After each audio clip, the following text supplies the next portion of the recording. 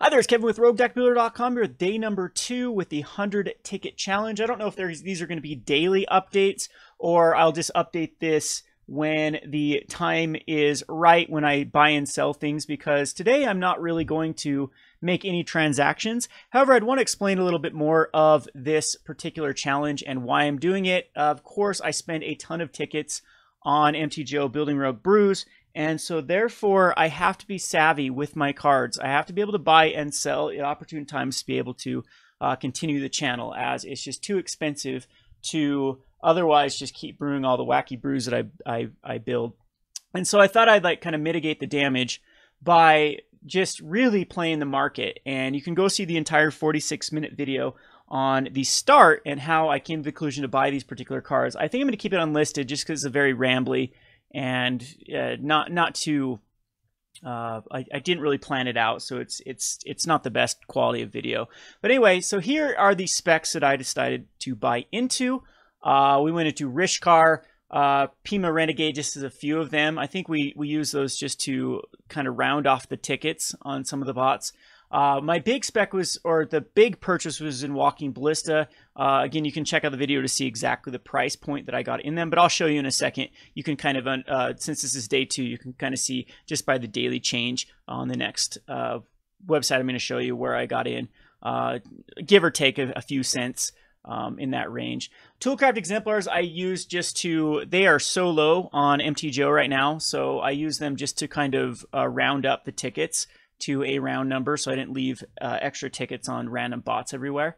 The Demon of the Dark Schemes is kind of a mythic pick. I think that with all the Monument decks coming out, I think that Demon's a good answer towards those type of token-based decks. Same with Gonti. Gonti I think is just a green-black energy mirror type card, and it's low right now, so I think it has a lot of room to grow in a second set rare. Oh, it actually is a first set rare, so maybe not.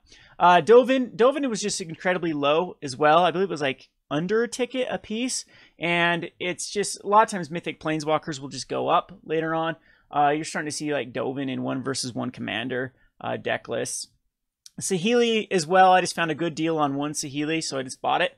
The big specs, though, were the Inspiring Vantage and the Shambling Vent. I think these are just no-brainers. The Shambling Vent uses a 4 of in a Smallpox deck, which is really starting to take off on MTGO, as it's just another attrition-based deck. If everyone, or on Modern is what I meant. Modern is really started to go more of, instead of a wombo combo type strategy, like you saw with like Scape Shifts and Goryo's Vengeance and Ad Nauseum and Storm, which was plagued Modern. In fact, it led to me outright quitting the format for almost a year after the Eldrazi Winter, because everyone started kind of, the only things that could beat Eldrazi at the time were wombo combos. So that kind of stuck around for a year until people finally naturally decided that, hey, Death Shadow beats all these attrition-based decks, just ruin combos day. And now we're seeing a lot of different like control and attrition-based strategies. And there's a new one coming out called White Black Smallpox. You can go check again my other video when I spec'd into the card. And every deck used 4 of these Shambling Vent. They're kind of using it how I used to use it in a 8-rack deck with Mutavault as a way to attack in and just do some damage every turn. While simultaneously ripping out your opponent's hand. This is kind of the exact same thing, except instead of Mutavault, they're using Shambling Vent. Gains life. It's easy to activate for 2 or for 3 mana. So that was a pretty good, I felt like a very good pickup. It was like 1 or 2 tickets. I picked them up at 2 tickets a piece. And Inspiring Vantage was the same thing. I picked these up at sub 1, like 1 point something. And they are 3 to a 4 of in the Mardu burn, or the Naya burn list in Modern, as well as I see a significant amount of play in Standard, and they were just insanely low compared to all of the fast lands in Standard at the moment. And it's not like it sees a lot less play. For some reason, there's discrepancy with Inspiring Vantage. All the rest of them around 4 to 8 tickets, and Inspiring Vantage was the solo one that was like 1.5. And so that is just a hiccup in the system, in my opinion, that will correct itself, especially if we do get a white-red deck coming out in the next few sets, or the next few standards. And this card is going to stick around for a long time. I still like Kaladesh as a spec because it's not being drafted anymore, And this is a great time to just pick it up because it's flatlined out and it will start to go up for standard, and then a rotation will occur, and these could go crazy. So same thing with MTGO. MTGO has a quicker market. This was just a very low price. This is my favorite spec so far. Last minute pickup was Eldritch Evolution. For my last ticket, I bought 3 for $1, and I wish I would have caught this card earlier. Eldritch Evolution is starting to go in a lot of modern decks. As it's a toolbox deck. People have been running like Kiki Evolution for a long time. A lot of people started going like Court of Calling instead, but it's still an option. And so this was all the way down to 0.3, and it's a second set rare. So I really like second set rares rather than first set rares, because the supply of first set rares is just there's probably 4-to-1 ratio or even higher, probably even higher than that on MTGO. With second versus first set. So this is a card that sees play. It could see play in standard. One last hoorah. There are some good little ETB effects out of the set, out of the next Hour Devastation set before it rotates, but it's proven itself in modern. So you want to pick up proven modern cards at around this time on MTGO. It follows a different type of spec calendar than paper does, because the quantity of cards can move a lot quicker. So this is the perfect time before rotation to start picking up like the especially Eldritch Moon type cards. So my risky, I also picked up Endbringer for that exact same reason. It's a second set Oath of Gatewatch played in Eldrazi-tron. Actually, this sees play all the way into Vintage, and so the whole thing is it was undervalued. I think I picked up for 22 cents.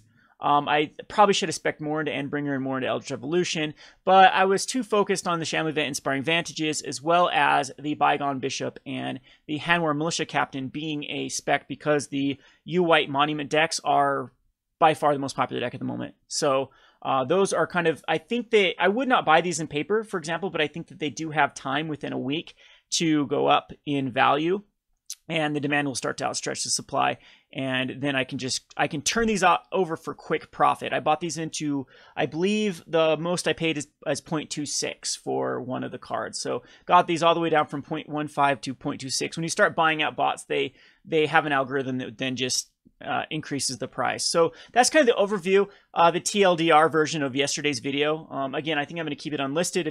I'll have it linked in the description if you want to check it out. So again, the goal of this is just to get as high as possible. This is a not a brand new account. This is an old account. My older brother used to play MTGO, and I still have access to his account. And this was, so rather than start a new account and have to pay Wizards $10. Anyway, so there's nothing else on here. This is the entire thing on the collection. And again, I've got the track record on video of spending the 100 tickets. This is exactly what I got for 100 tickets. So let's go up and pull up what it's worth after day one. Now, a lot of this is just because of my specs have increased the price of this, because if bots start to see a lot of cards like 28 Bygone Bishops are being bought out, it's going to have a slight change. So adjusting for account of what I've bought into, this is a nice gain in one freaking day, going from 100 tickets to 128 tickets. And the prices they're using are MTO Traders and Card Hoarder, which are the bots that I bought from as well. I did pick off some cheaper cards from like the Goat bots and MTGO Wiki price, but the vast majority of these cards were purchased from the two sources that MTG Goldfish actually uses to figure out the price of a card. So you can see here the big winners for today: a daily gain of Inspiring Vantage from a 0.49 for a 2.18. So like if I really wanted to be aggressive and then say, okay, I'd rather ditch off Inspiring Vantage to get into Eldritch Evolution, except Eldritch Evolution did go up. So I don't have like a clear pick that I absolutely want to get into. Now, that is going to be a strategy. If there's a card I'm like, oh my God, that card is so undervalued, I will ditch cards that I still think are going to go up, or cards that have slightly gone down, just to move the money into something that is going to go up at a higher rate. This is something you need to do as a speculator. Like a lot of people go back to, there's a Alpha Investments video where a guy sells his he says he's going to get out of Sealed product because he doesn't like it. I agree with him. He takes it at a loss. I believe he took it at a 28% loss, selling it to Rudy, back to Rudy. As he said, he had a good, he needed to free up some capital to buy into some legacy staples. Smart man or woman, whoever it was that did that. It's the same thing. Do not get married to your cards. See this Walking Ballista? I've taken a 3-cent loss on the Walking Ballista. If I see a better and then when I sell it back to the bot, there will be a margin that I will lose because of just selling it back to the bots. Of course, buy for less than they sell. So, but if there was like a spec right now, that I'm like, oh my god, I got to get into it. Then absolutely, do not be married to your specs. Do not be married to your specs. Get rid of them and free up that capital and move it into something else. So I'm probably going to be very aggressive with these cards. I don't think that right at the moment that I would move any of these up. This is wrong. We have some. Let me redo this. It's not a foil. So let me add some Rish cards. This will adjust the price quite a bit. Actually, I think I'm not as high up as I thought. So yeah, 120. Okay, so there's Rish car. All right. So again, if you find a better spec, if I find a better spec, I will sell is what I feel comfortable selling. And then move into that. So I do think that the Shamling Vets and Inspiring Vantages will still go up. It's like, I still think they're investable at 2.22 and 2.38, even with that huge jump. I expect Inspiring Vantage. I'm going to try to probably sell like 4 of Inspiring Vantage, and I think Shambling Vent could easily go up to 4 as well, and I'll probably get out of them there and then readjust into other things. I'm avoiding Amonkhet at this point and avoiding the Hour of Devastation because they're just being drafted into Oblivion. Yeah, so other than that, we're going to look at cards that have Modern, that are just low in Modern, and then cards that are from Kaladesh and Aether Revolt that hit new decks out of once Hour Devastation hits the MTGO. So anyway, I'm pretty impressed with the day one.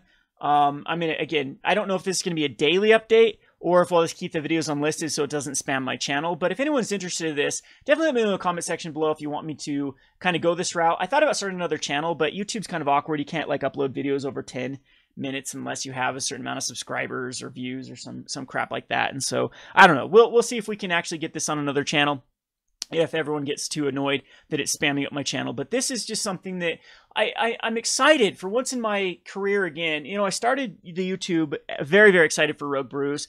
It lasted a long time. I still consider myself a huge Rogue brewer. I don't know why just the daily grind of the YouTube really can get to a creator. And then I would say for 2016, 2017, you can even tell in a lot of my videos that sometimes it just feels like a grind, and you know, my heart just wasn't into it. I am so excited to get back into the market end of things. I think that's my calling. That's where I love in kind of game theory and what's called memetics, which is the study of markets, like the human element in markets. And I love these simulated markets and whatnot. So bear with me if you're here for the Rogue decks. I'm going to get back to doing those, of course, and maybe we'll actually marry the two. Like, I've always been interested. If you look at Saffron Olive, whenever he released a deck, that dude spiked up the prices on MTGO he had like a 1 ticket or 10, no, it's called 10 ticket red or something like that. He spiked the prices by quadruple after he played that deck. And so it's crazy how there's a lot of want for the budget brews and the Rogue brews, and how that can actually lead to market adjustments. I don't know the ethics of that, but we're definitely gonna try it out. And yeah. So you can join this challenge with me as well. I might, if you can beat me, I might give out a playmat. Well, I haven't 100% committed to that, but we'll see. We'll give out something. I don't know. I'd really, really hope that this inspires other people to manage their collections, especially on MTGO and whatnot, and see if you can beat me on the 100 ticket challenge. So basically, just record your you can use this website. This is MTG Goldfish, not really promoting them or anything like that. It's just a good place for online cards where you can add your collection, and it will give you a little bit of daily summaries, weekly summaries of things that have gone up. So just go and put it in start an account on MTG Goldfish, put all your cards that you spent for 100 tickets, and see where it goes. I mainly like people to put their money where their mouth is, but I guess you could theoretically find cards for 100 tickets and see if you can, keep up with me, beat me, and whatever. Anyway, this has been Kevin with RogueDeckBuilder.com. Thanks for watching.